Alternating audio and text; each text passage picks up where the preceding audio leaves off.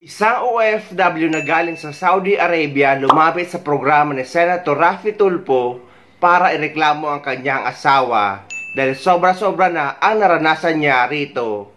18,000 ang pinapadala niya buwan-buwan, ngunit nilulustay lang ng kanyang asawa at lahat na lang ay pinagseselosan.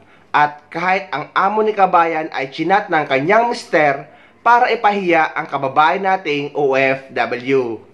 Hindi po kayo kasal, no? Hindi po. So, live-in partner po kayo. Ilang taon po kayong nagkaroon po ng relasyon? Since 2013 po. At kayo po ay may dalawa pong mga anak? Opo. As in battered live-in partner po ako since 2013. Tiniis ko po yun. Binubugbog niya po ako. Since pag nakakainom po siya, tinitiis ko po. Nambubugbog po siya, nagsiselos po siya. Lahat ng barkada ko, hindi ko pwede makausap. Makipag-usap lang po ako sa lalaki. Pagseselosan niya na po. Ma'am Criza Quijada na siya po ay isang OFW. Opo. At in fact, ako po isang domestic helper sa Saudi Arabia. Opo. At habang kayo ay nasa abroad, yung mga bata ay naiwan dito sa inyo. Iniwan ko po sa kanya. Sa live-in partner po nila. Na inayos ko po sila sa Taguig. Sinetel ko po sila sa Taguig. Pero ang ginawa niya po, habang nagpapadala ko ng pera, nilulustay niya po ang pera. May message pa yan na susunugin ko yung pera. Isusugal ko yung pera na pinapadala ko. Okay. Kamusta naman po yung mga bata? Meron bang ginawa rin na pagmamaltrato dito sa mga bata? Wala naman po. Pero ang sa akin po, bine-brainwash niya po yung bata. Hindi ko po nakakausap ang bata. 6 months, incoming 7 months. Nilustay lang din naman pala yung mga ginamit po ninyo. Since po, nagpapadala ko ng pera, hindi pa po sapat ang 18,000. Tapos yung mismong nagpapadala ng pera, yung driver namin, pinagseselosan niya po, pagsasabihan niya, minessage niya po ng masasakit na salita. Although yung pati yung amo kong babae, minessage niya na, ingat-ingat po kayo kay Krisa, nakikipaglaro po siya ng apoy. Doon po ako natakot, ibang ugali ng mga amo namin. Ano pong nagbago? No? Bakit ngayon kayo na naglakas loob? Ngayon gusto niya nang tapusin itong inyong pagtitiis? Sobra na po. May death threat rin po sa pamilya ko. Nasa Saudi Arabia po ako, nagsabi siya na maiuwi ko na yung mga bata dyan. Pinadalhan sila kaagad ng pamasahe. Tatanggapin ng magulang ko yung mga anak ko. Since sabi niya, hirap na hirap kumain. Ito naman ang nanay ko nagpadala sa kanila ng pamasahe. Wala pong mga anak ko na dumadating. Sabi niya, kesyo daw, tinatago ako ng magulang ko na wala pa naman po totally ako nasa Pinas. Na pag nakita niya daw po ako, papatayin niya daw po ako. Isang sabugan lang daw po. Ako talaga binabali mo? Sabi ko sa'yo, wawasakin ko lahat ng gamit dito. Hindi ka talaga nakikinig. Mo hindi demonyoin. Sino bang bumili ng rep na yon, ng mga phone na yon? Sa kapatid ko po yun. Oh, hindi rin pala sa inyo? OFW din po. Since na sabay rin po kami umalis ng atik. Ma'am, nasan po yung mga bata nung ginagawa niya po yun? Yung ginagawa niya po yun, nandun po sa sopa yung anak kong lalaki. So nakikita po? Natutulog po yung anak kong lalaki. Doon po ako natatakot kasi attorney. Baka po na saksakin niya, mawala siya sa sarili niya, saksakin niya yung anak kong lalaki natutulog sa sopa. Opo, ma'am, ano po yung binibigay niya na rason? Bakit daw po niya ginagawa yun? Hindi ko agad masagot ang tawag. Magkaiba po ng oras, 5 hours ahead ang Philippines. Hindi ko po agad masagot ang tawag. Hindi ko po agad ma-message kung na totally na imbis na magpapahinga na lang ko, ibibigay ko pa yung oras sa kanila. Hindi po. Dalawang twins po ang alaga ko. Bisap na hirap po ako magbigay ng oras. Okay, so in short, si Mr. Eric po ay nagsiselos? Ganun po ba ang sinasabi niya? Parang ganun po, pero wala po daw pang pagselosan. Pero lahat ng tao dun sa amin, driver, yung amo ko, pati yung katrabaho ko na dating umalis, pinagme-message niya po. Ano pong sinasabi niya? Kamusta? Ano bang ginagawa ng asawa ko dyan? Yung ultimo, yung driver nagsabi sa akin na pinagmumura ko ng asawa mo. Ako lang naman nagmamagandang loob, nagpapadala ng sahod mo. Bakit kailangan pagselosan ako? Kanina nabanggit ni Shari na lumapit kayo dito. Well, primarily kasi gusto nyong mabawi ang inyong mga anak. These are 7-year-old and 10-year-old. Yung mga bata, asan na sila? Kahapon po tumawag sa akin yung teacher ng anak ko. Although kahapon ko lang po talaga nalaman na binigay niya sa teacher yung anak ko, yung babae. Anong ibig mong sabing binigay? Iniwan? Ganun na lang? Iniwan niya po. Nagbigay po ako ng pangpaaral sa anak ko, pero hindi niya po pinag-aral yung dalawang bata. Hindi naka-enroll yung mga bata, ganun ba? Naka-enroll naman po siya, pero sa Taguig, nilikas niya po sa Zambales, pero yung mga papeles na sa Taguig pa po. May picture po ako dati na pumuputok ang uso ko, may black eye ako. Hindi ko po sinasabi sa magulang ko kasi ayoko yung away namin. Gusto ko Was sabi there na any chance po na i-report nyo to sa mga authorities? meron pong blatter sa Malabon na pananakit niya sa akin noon at yung mga death threat, banta niya sa... Ako lang po, nagtsatsaga lang po kasi ayoko maging broken family. Okay. Pag nagpapadala po ako, 18,000, sometimes 19. 2 weeks lang po, nakakautang pa po ako sa 5-6. Tapos sasabihin ng anak ko, wala kaming pagkain. Sinugal ni Papa yung pera. Nako. Ma'am, may ano ba to? Ito po ay nasangkot na po sa illegal drugs. Marami pong nagsasabi. Pero hindi niyo po na-confirm. Na-confirm ko po noon, since sa Valenzuela po kami. Naglalasing po siya. Opo. Nagsasabong. Ang sabong niya po sa Zambales kasi nag-caretaker po kami ng bahay noon. Siya po yung handler ng mga manok. Hindi ko po sir kinuha yung mga anak po namin. Iniwan niya po sa akin, gawa po nang nag-abroad po siya. Tapos po, ang usapan po namin, dahil po yung inuupahan na apartment ng ate niya, bibitawan na po. Umuwi po muna daw kami dito sa nanay ko. At after 1 month po, nagpadala po siya ng pang-down po ng bahay namin. Teka lang diba? Ikaw mismo nagsabi na ikaw uuwi kayo ng Zambales para maghanap ka ng trabaho para tulungan ako. Pero anong ginawa mo? Sa akin mo lahat inasa. May tinulong ka ba simula Diba? nag-abroad ako? Di ba wala? Ang kapal pa ng mukha mo na maggustoy ng pera. Sasabihin mo. Alam ko namang wala akong naitulong. Simula nung nag-abroad ka. Di ba sabi ko naman sa'yo, paano nga ako makakapagtrabaho? Hindi ko nga maiwanan si King. Ilang taon pa lang yung anak mo. Kaya nga Ilang taon diba, pa lang si ate. nag-message ka sa nanay ko na, ma, iuuwi ko yung mga bata dyan. Kami naman, ang nanay ko nag-aantay. Sabi nila, tinawagan nila ako, nasa abroad ako. Nag-message si Eric na iuuwi ang bata. Pero nagpinadalang ka ng pera, walang Eric na dumating. Walang Enrique, Angel na dumating. Ano pala yun? Alam mo Tapos ba, kinabukasan, puro death threat ang sige. magulang ko. Sige, okay, sige. Ganito. Alam mo ba kung ano sinabi ni Mama nung pumayag ako na iuwi yung mga bata? Dalawang Ang sabi ni bata lang Mama, ang pwedeng tumira doon. Dahil Oo. hindi ka na pwedeng dalawang tumira bata doon. lang ang pwedeng tumira doon at hindi ako pwede doon. Sino ba naman tatay ang ayaw makita ang anak? Sige nga, tatanungin kita. Bakit mo hiniwala yung anak kong babae? Kasi nga, ay nako, Diyos ko. Kapos na kapos nga kami nung nakaraan. Nung mga nakaraan, talagang wala ako. Kahit may ekstrahan, wala talaga. Halos nagpapalakad-lakad kami dalawa dito ni King Akala mo nagbibiro ako na. lang ako. Akala mo nagbibiro ako 2 months akong na-stuck sa Saudi Arabia nang walang trabaho. Pero ano yung sinasabi mo? Napaka-imposible naman yan. Hindi ka pa ba nagpapadala? Kahit nga nasa ospital ako noon, di ba sabi mo, wala ka pang sahod? Nasa ospital ako. Sir, paki-explain na lang po kay attorney kung ano po yung napanood niya patungkol po doon sa sinasaksak niyo po yung foam at gayon din yung ref. Na may kasamang pananakot, ha? Opo. Na- Sir, nadala lang po kasi ako, sir, talaga ng galit. Kasi po gawa po nag-chat po siya sa akin noon. Na ang sabi po niya, mag-aasawa na lang daw po siya ng ibang lahi. Walang chat na ganun. Paano hindi ako magsasabi na, tigilan mo nga muna ako. Puro pinagsasabi mo sa walang driver chat? namin. Wala kang chat noon? Huwag kang sinungaling. Pwede Huwag mo kang tanungin yung anak sinungaling. mong babae. Yung anak mong babae ang nakakita ng chat niya. Ng Huwag chat mo. na. Na-brainwash mo na eh. Huwag kang sinungaling. Honestly, I am disturbed dun sa napanood ko kanina.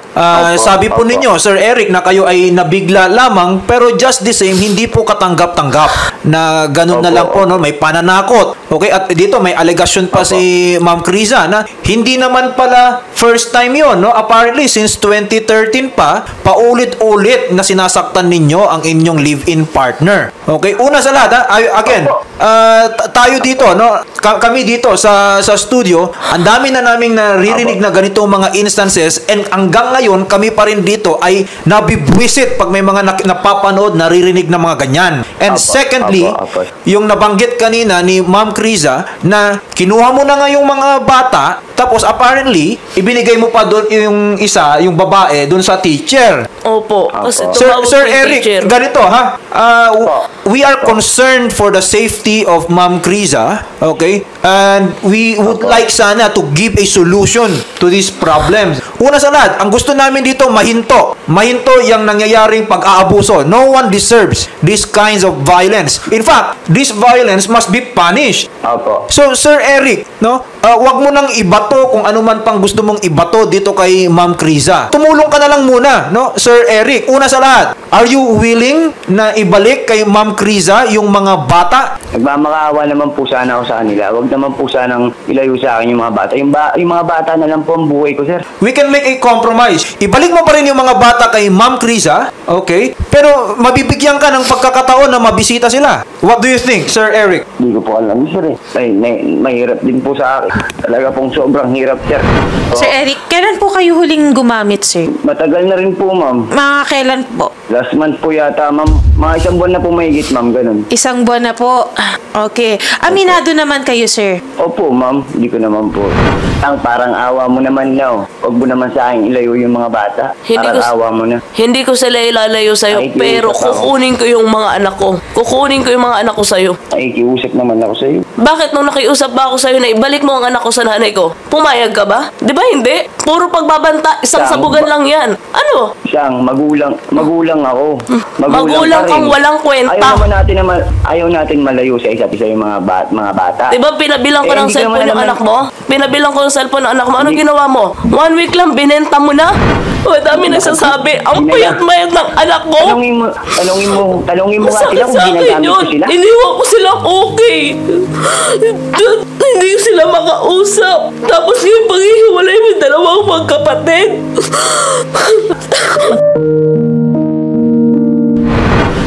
Sir Eric Victas, you have to return the children. Even in the eyes of the law, pag illegitimate po yung mga bata, which they are, in this case, hindi naman kayo kasal, ni Ma'am Criza, the custody and parental authority, nasa nanay lang po yan. We will get, Sherry, a protection order para pagbawalan muna itong si Eric na lumapit dito kay Ma'am Criza. Opo. Sergeant, ang hiling ko lang po sana sa inyo, Master Sergeant, tulungan naman natin si Ma'am Criza. First, we gather yung kanyang testimony, ano po yung mga ibang ebidensya na maibibigay po niya, at siguro, and secondly, pwede po ba tayo manghingi ng protection order, if not from the court, siguro from the barangay para mas mabilis. Sir Roel, maari po ba naming hingin ang assistance po ng ating MSWD in coordination kung ng social welfare, kung asan naman po yung bata, let's get an assessment. Opo. Yes, attorney. Actually, attorney, kanina, nakipag-coordinate na po ako doon sa teacher nung bata na kung saan nandun po siya. Nasa kabilang bayan nga lang po sila ngayon, attorney. Pero ang sabi po sa akin ng teacher, if anything, willing naman po siya na ibigay kaagad yung bata. Okay, good. Sir, let's ensure na yung bata na yan, kung ma-turn over po sa inyo, kay Criza, sa nanay lang po natin ibibigay. Yes, attorney, opo.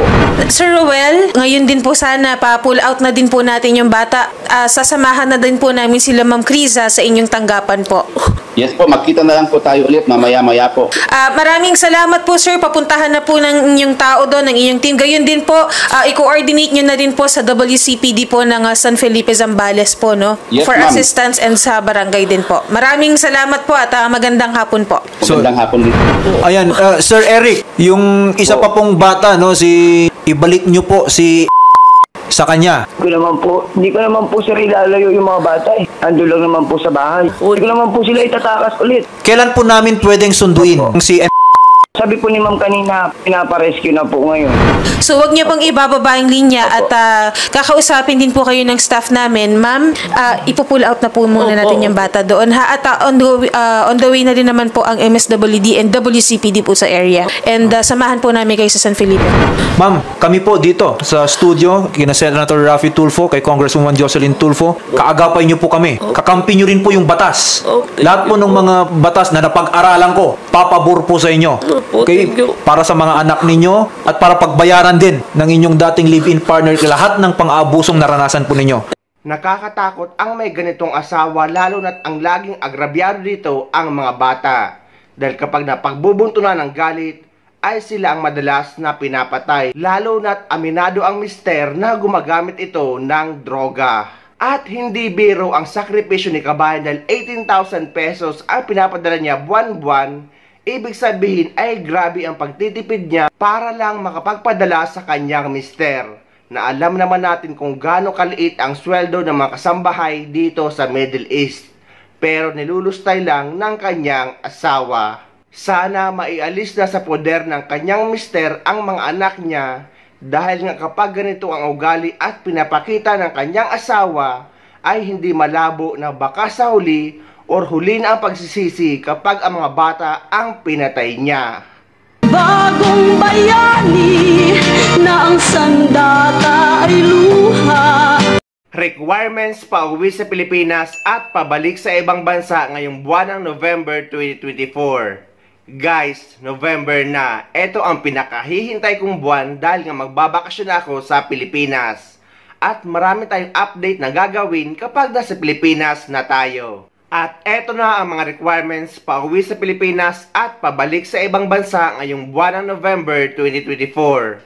At ang sagot sa mga nagtatanong ay wala pa rin namang pagbabago. At still required pa rin ang pagre-register sa e-travel arrival card kapag uuwi sa Pilipinas at e-travel departure card naman kapag babalik or pupunta sa ibang bansa. Sa mga nagsasabi naman daw na hindi na nga ito hinahanap sa immigration, guys, paulit-ulit na tayo dyan. Ito ang rason kung bakit hindi na ito hinahanap sa immigration. Good news, Mr. Chair. Actually, hindi mo na kinakailangang ipakita yung QR code.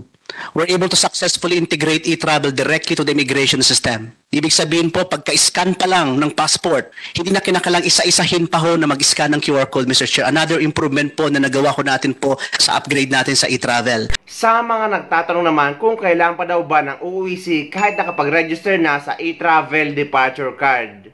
Ang sagot, kapag isa kang OFW ay required talaga ang UUEC kahit nakapag-register ka na sa e-travel departure card. Dahil magkaiba ang purpose niyan. Kaya nga meron tayong listahan ng mga requirements pauwi sa Pilipinas at pabalik sa ibang bansa. So, eto ang mga requirements na kailangan nyo dalhin kapag uuwi kayo sa Pilipinas. Isa na dyan ang inyong passport, ticket, at ang inyong e-travel arrival card registration. Sa mga walang idea kung paano mag-register sa e-travel arrival card, ay meron akong video tutorial na ilalagay ko sa description ng video na ito para may guide kayo. Additional requirements naman para sa mga OFW na nag-change employer or lumipat ng kumpanya. OFW nag-change job site, nag-change company name kahit pareho pa rin ang owner. Mga OFW na nag-change position at yung mga OFW na babae na nag-change ng marital status na napalitan ang apelyido sa visa, passport at kontrata. At yung mga OFW na galing sa visit visa na naging employment visa. At yung mga OFW na kahit documented OFW na first time na uuwi sa Pilipinas. Kailangan yung pa-verify na kontrata sa Polo Office sa bansa kung saan kayo nagtatrabaho para makakuha kayo ng updated UUEC sa POA sa Pilipinas. Sinasama ko na dito ang mga documented OFW na first time na uuwi sa Pilipinas dahil ang ibang OFW ay hindi nila hawak ang kanilang PAPSBAM account at agency ang gumawa na hindi nila alam na may discrepancy. Kaya mas maigi kapag first time yung uuwi sa Pilipinas ay magpa-verify kayo ng inyong kontrata. Ngunit sa mga OFW naman na dati na nakapag-verify ng kontrata at dati na nakauwi sa Pilipinas at babalik muli sa parehong employer na walang employment changes. Hindi nyo na kailangan pa ng panibagong Polo verified contract dahil pwede na kayo makapag-acquire ng UUEC exemption online or sa inyong PAPSBAM account. Yung pangatlo po yung tinatawag nating balik manggagawa or returning workers, no? Ito pong balik manggagawa, sila po yung dati nang nagtrabaho sa abroad, meron po silang valid employment contract at nagbakasyon lang panandalian sa Pilipinas at muli pong babalik sa kanilang employers, no? Sila po ay mga OEC exempt. Kung kayo naman po ay balik manggagawa, online na po ito. Kung babalik po kayo sa inyong dating pinagtatrabahuhan, meron na pong tinatawag na OEC Exemption Certificate na inyo na pong makukuha sa sarili ninyong online account sa Department of Migrant Workers. Hindi nyo na po kailangang pumunta dito sa amin dahil dire-diretso po yung pagkuha ng OEC sa inyong online account. Sa mga walang idea kung paano mag-acquire ng OEC exemption online, ay meron akong video tutorial na ilalagay ko sa description ng video na ito para may guide kayo. Ngunit kahit exempted na kayo sa OEC at nakapag-acquire na kayo ng OEC exemption, ay sinasuggest ko na dalhin nyo pa rin ang inyong valid or latest printed contract kapag uuwi kayo sa Pilipinas.